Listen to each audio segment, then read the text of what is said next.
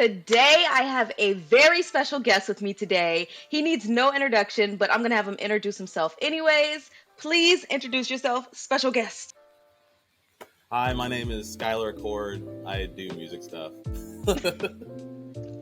Well, that kind of sums it up, but put some respect on your own name. I'm like trying not to fangirl right now because I've always been a big fan of you and the bands that you've been in. And I was like trying to find and research more stuff about you, and you don't really do many interviews. And I'm like, okay, let me ask some questions so people can really get to know you. So first off, give me some history about you. How long have you been in the music industry? What inspired you to start making music, become a bassist, and all of that? Right. At the moment, I play bass and I'm on tour with 21 Pilots. I'm literally in Portland right now in a green room where the Blazers play, which is kind of funny. I've been doing that for the last year and a half, and my band Issues has been active since like 2012. Most of the time I'm playing bass, but I do a bunch of other stuff. I've been producing a lot. I've most recently, or I guess most notably, this band, The Home Team, who's been doing pretty well since I did their record. I'm a little bit of a Renaissance man, or I'm trying to be, kind of. And then now, the reason we're talking is probably because I'm putting out my own solo music, where I'm singing and producing or co-producing everything. And the project I'm putting out, basically 50-50 produced between me and my twin brother, Lo-File. So I love that you have a twin. That's awesome, first of all. I wish I was a twin. Right. I love watching people realize that too, because he was in Issues too, which you know, and people don't put it together. Because people don't want to be rude, like, oh, the two black guys are related. It's like, actually, yeah, we're literally twins. They're like, I don't want to assume. Right. Now, what inspired you to start doing music? Like, why are you doing this? Why are you a bassist? Why choose the bass? Like, what got you there? So I blame that mostly on my mom. She's a singer, and she was doing like a lot of like solo gigs back in like, I guess, late 90s, early 2000s. She would drag us along all the time. I was exposed to a lot of musicians who were like making a living playing locally.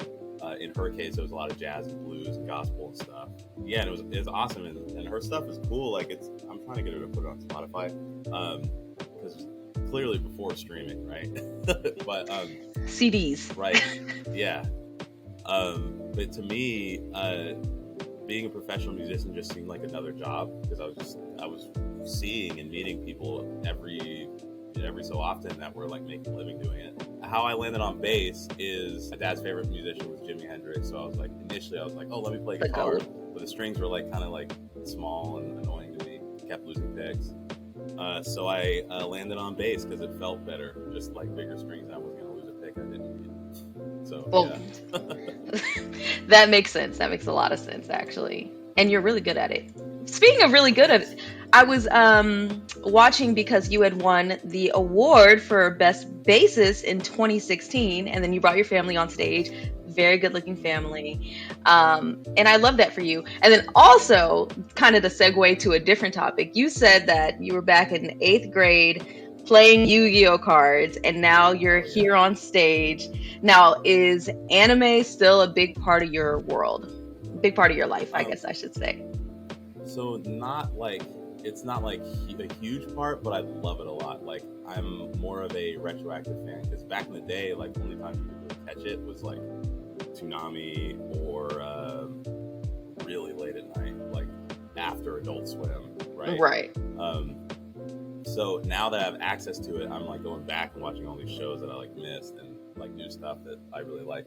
You know, like One Punch Man, awesome. I never saw Death Note before like the pandemic. You know, just you're caught up though. Classics. Yeah, okay. Yeah, I love it. Yeah. I'm like, wait a second, Death Note is a staple. So is One Punch Man, but I'm biased. I think Saitama can beat Goku, but that's just me. So let's go into 21 Pilots. Now, how did you become on tour with 21 Pilots? So how did the whole 21 Pilots thing happen is basically like, at least from my perspective, I just got cold called while I was in Target. It was just like, hey, call me back. Not Target. Yeah, and I thought it was like I thought someone was like messing with me or something. But obviously it wasn't a joke, and I panicked. I was like, yes, please. You're like, I'll take it. I'll do it. Right. But I think how I became, like, I got on their radar, was basically like, so probably through issues, I'm guessing. Like, we crossed paths in 2013 or 14, the first APMAs, I think. Okay. And 21 Pilots was performing Car Radio, and our screamer, Michael, was a big 21 Pilots fan. He was really early to the punch, so we reached out to them and was like, hey, it's an award show, you want to do the song together? So he did that song together with them. I don't know if they became aware of me from then or like just Instagram later down the line, but we kind of were not neck and neck exactly, but like same level, same scene, same friends for like a while, and then obviously like blurry face. So yeah, they shot ahead, but I guess he just kind of like, or Tyler the singer, just kind of kept me in mind, and then the album they just put out last year sounded like it needed a band. They didn't want to just be drummer and singer and then a crap ton of backtracks.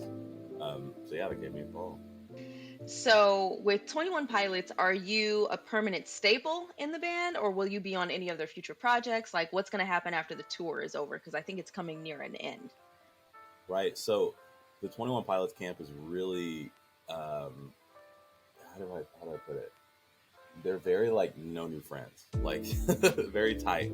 Okay. And I feel like once you get in, like you're the guy they call. So if they need a bass player, I have a hunch. I mean, I'm like, basically my impression is that I'm the guy, but you know, it's typically just them two, and then we're the backing band. So like, it's kind of basically the short version of it is I'm a contractor, and they call me, I'll be there because this is awesome. But they reserve the right to just be them two at any point, because that's the band. You know, they're the business owners. They started this thing from the ground up. And you know, they did a like a MTV Unplugged thing, just the two of them, which was awesome. So they're still like them too, but anytime they need rippers, I'm gonna be involved if they want me. As you should, deservedly so. Because how long have you guys been on tour, or when did you start touring with 21 Pilots? So the first thing we did together was the 21 Pilots live stream in May of last year. What is that? 2021. 2021. Right. Look, COVID got us all messed up with it. For real. But that was the first thing, and then we did the Takeover tour, which is this really cool gimmick where we go into a different city every like week and a half or something, and for a full week we're playing that one city. We start in like a super small venue where they do, and it's just them two, and then we go into like a club, and then they bring all of us on, and then like kind of an amphitheater or like bigger club, and then we play the arena at the end of the week. That's a fantastic idea. Now, I did want to ask you, did you have any any fun stories about tour? Like tame, you know, this PG-13 stories about tour, like any crazy encounters or crazy fans, anything like that? Oh yeah. Actually, this one's kind of funny. We were in Brussels, like Belgium, on the last thing we did before this. Ran into Flea walking down the street. Like Flea from Red Hot Chili Peppers Flea? Oh wow. Yeah. Okay. And I was like, yo, Flea, you're awesome, or whatever. And he's like, oh, thanks, man. Gave me a fist bump. So Jesse Bloom, the trumpet player, who's like also in the backing band, he used to play in a band with Chad Smith. Like they text, like they're like, I don't think they're on like they don't talk all the time, but they're like familiar, right? Right. Red Hot Chili Peppers were playing in town, but they weren't playing like our festival or anything. And I was just like, I didn't know if they were gonna come see the 21 Pilots show. Jesse had invited him because he talked about inviting him. So I was like, hey man, you gonna go see 21 Pilots? And he looked at me like with the funniest look, like just like, who is that? Just like had no idea what I was talking about. No. And his handler was just like, who the fuck is 21 Pilots? And I was just like, all right, never mind, see you guys. Right. Have a great day. It was nice meeting you. Bye Right. bye. Oh It's man. like the funniest like, I mean, because as a bass player, running into Flea is not an insignificant like interaction, right? Right. I'm just like, you're the guy, and I just had, it's just like one of those situations, one of those social interactions that just like starts fine, gets more and more and more awkward. You just can't like figure out how to salvage it, and you're just Right. like, I'm gonna do it. That's the best thing to do. Just walk away. Just walk Totally. away.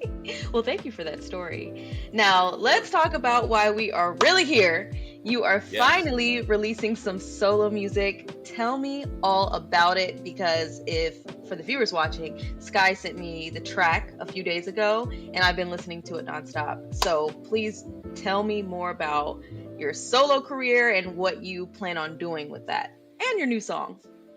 Well, thanks. Yeah. So, new song, knew it all along. By the time anybody's watching this, it'll probably be out. But the idea behind doing my own thing was twofold, like artistically, and sort of practically. Like, it made a lot of sense because practically, Issues is my main creative output.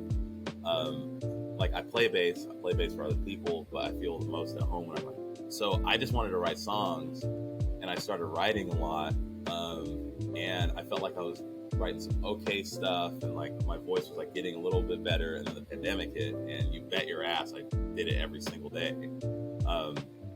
So I ended up just like really honing in, really finding my sound. I flew out to Los Angeles to hang out with Lo-File, my twin brother, and we kind of like settled on like a vibe. And artistically, the goal was kind of to take like all the stuff I grew up on and like mash it together. So I really like 90s stuff. Like, that's my generation, right? So like early 90s R&B, my favorite. Like early 2000s also, right? Obviously, that's just like Classic. pinnacle, right? Yes. And kind of meshing that together with like post-punk, shoegaze, like alternative rock and stuff. I'm from Seattle, so like it's just kind of like in my blood, whether I want it to be or not, right? Right. I'm literally wearing like a Fuel shirt. This is totally like a post-grunge band. Basically, I wanted to like take all the things that make my brain go burr and put them in one soup, basically, which is the And I idea love behind that. Issues, anyways. And I love that as well. But Issues is more on like the rockish side. I feel Right. like your new single is more on the popish side, essentially, Right. so far. And it's really So good. far. I'm sorry, it's really, really good. I can't stop listening to it. What is Thanks. what lyric that you've written in that song really resonates with you? Like, what's your favorite lyric out of that entire song? Or do you have one? I think, yeah, I do. I think the first one, shame, how we throw the good away, how broken hearts refract our hate. That's probably one of the better lines I've ever written, I think. No, it's a good line. And for the people who haven't listened to the song yet, what in its entirety, what is the song about? Like, what inspired you to write this particular song? Okay, so little background. Grew up like really conservative Christian for most of my life, until I like got out more, basically. And like, met people, understood more about the world and just how it works. So basically, in college, I was like completely celibate, and it was an art school, so everybody was just like going through a hardcore hoe phase, just like sex, drugs, rock and roll without the rock and roll, basically. It sounds Like, familiar. Yes. Right. So I was just like dating around a lot, and I wasn't like hooking up. The fact I was still figuring myself out, and like I wasn't like just already like fitting into this sort of like the hoe phase everybody was collectively going through, made everybody really uncomfortable that I was talking to. So Oh, really? Oh, totally. So basically, my sort of serial monogamy thing was my version of hooking up with people, right?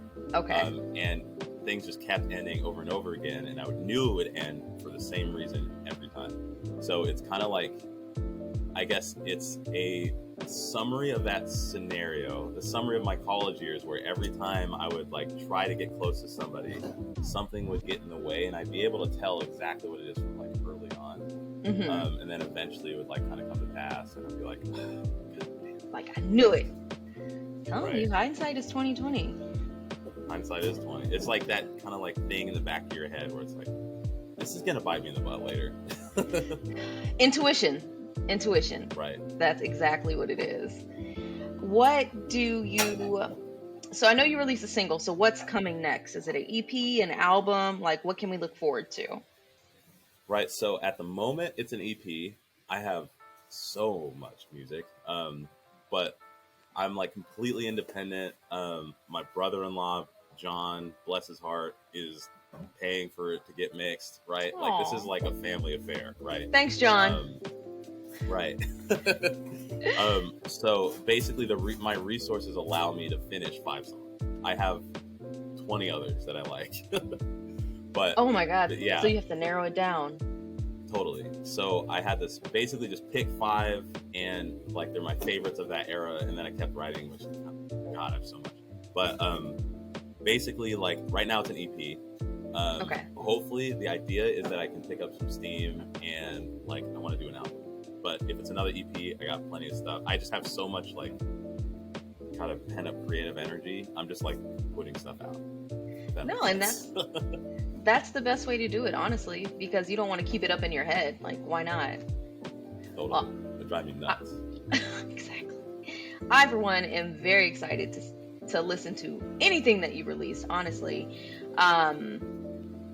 And I can't wait. I think it's going to be amazing, and hopefully it does launch you into something bigger and better. And you said Issues is still active, so are you guys releasing any new music soon? Did you guys get a new singer, or Right. are we not allowed to So talk about that? no, we can talk about it. It's just kind of funny because I feel like I talk about it, just keep it on the low. You're just the first person who's asked, really. Really? Yeah, I mean, well, like a fan will ask me, and I'll reply to a comment or something. But Ah, okay. basically, the idea is we're doing features, so we're doing a different singer on every song. Ah, And we already have like a bunch kind of like half done. So what we'll do, our process is we'll write a verse and a chorus and then decide like if that's the one or we need to write another or whatever. So of those, we have like so many, and every song has a different singer on it. There's a bunch of people who are interested. Super exciting. But getting it done is just like, I guess it's involving all of us who are just picky bastards anyways, and then all these other singers who are like busy. so with all of that combined and getting different people on these tracks, when would you say something would come out? Or it's still like so pre-production where there's not even an ETA on this, like 2023, this year, or what? So I mean, we're pretty transparent about how long it takes us to do everything, and like full transparency, I texted our group chat yesterday or 2 days ago and was like, guys, if we bust our ass, we can get something out this year, but probably not, but we should try. Look, A for So effort. basically, as soon as we get it something done and like on the level, because it can't no half-assery, right? Right. Then it's happening. Okay. So stay tuned, basically. Just stay tuned. Stay tuned to everybody's social media accounts. One other question that has nothing to do with nothing. What was your AIM screen name? Okay. Oh man. I think it was the same as my Neopet screen name, which was Bouncer97. Bouncer 97. Where does that even come from? It came from me getting banned from Neopets for cheating, and I had to come up with something random. How do you get My banned original one was BO Pro, which just doesn't make any sense. I think that I came up with that when I was like 9, and my dad was trying to teach me how to make a website or something. It was like, you need a pseudonym or you need an email or something. But yeah, Bouncer97 for sure. I love that. That works. Mine was Black Rock Girl because I was trying to think for the future, right? And I'm like, Very what would be? descriptive. It was like, I was like, I'll always be black, okay. I will always like rock, okay. And I'll always be a girl, okay. Black Rock Girl, that makes sense. So that was my thinking of it. It's better than But like Seto Kaiba 97 or something. see, I just, I wanted something simple, straight to the point, and Right. something I use today. But well, I will go ahead and wrap it up here. Please let everybody know where they can find you, what we can look forward to, and how to listen to the new track that's out. Hopefully, when we release this interview today. So yeah, today. Right. So, okay. So you can find me on all streaming platforms. Skyler Acord. That's SkylerAcord.